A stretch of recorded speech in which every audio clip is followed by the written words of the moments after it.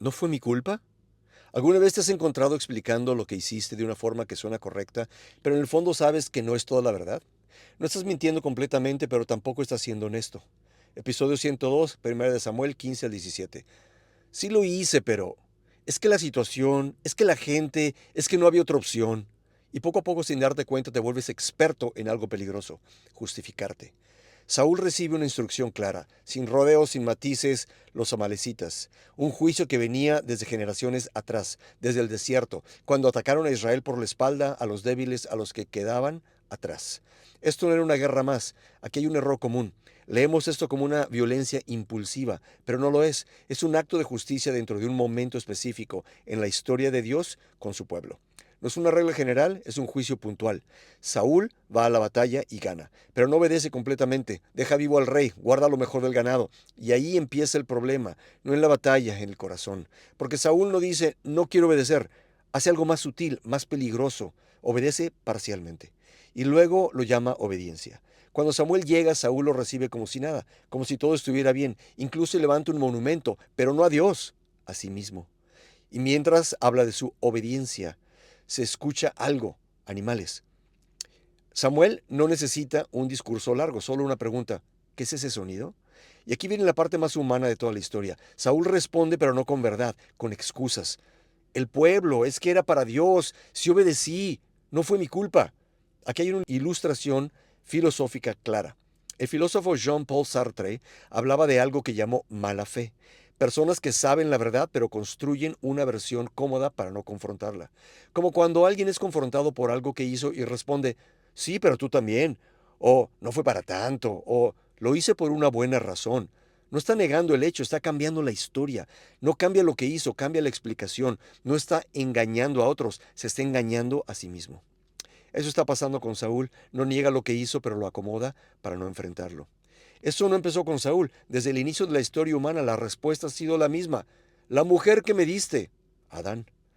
Es que la serpiente me engañó, Eva.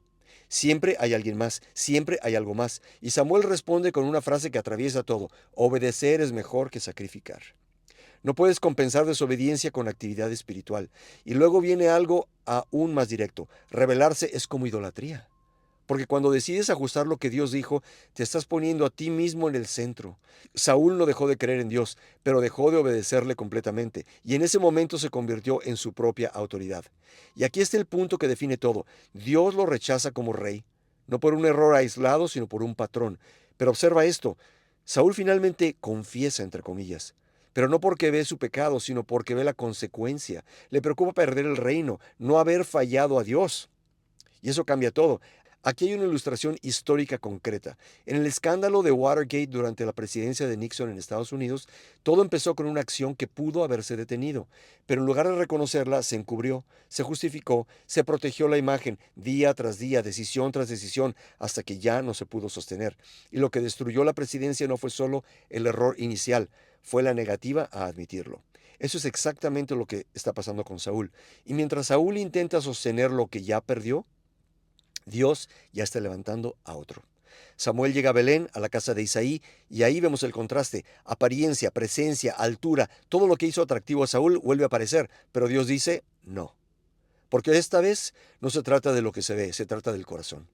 Y aparece David, el menor, el que ni siquiera estaba en la sala, el que estaba trabajando. Dios lo escoge, no porque sea perfecto, sino porque su corazón responde diferente. Aquí hay una ilustración literaria concreta. En Macbeth, después de su primer asesinato, Macbeth no se detiene. Se convence de que ya cruzó la línea, que no hay regreso, y empieza a justificar cada decisión siguiente, una tras otra, hasta perderlo todo. No por un solo error, sino por la cadena de excusas que lo sostienen. Eso es lo que empieza en Saúl. David no necesita justificarse, Saúl sí, y eso lo separa. El Espíritu de Dios viene sobre David y se aparta de Saúl. No es que Dios pierda control, es transición, propósito, y Saúl empieza a deteriorarse, mientras David sirve, toca, acompaña el futuro rey, sirviendo al rey que ya fue rechazado, y luego llega el momento que todos conocen: Goliat, un gigante, una voz que intimida, un ejército paralizado, y aquí el contraste es total. Saúl, alto, imponente, el que debía enfrentar, no se mueve.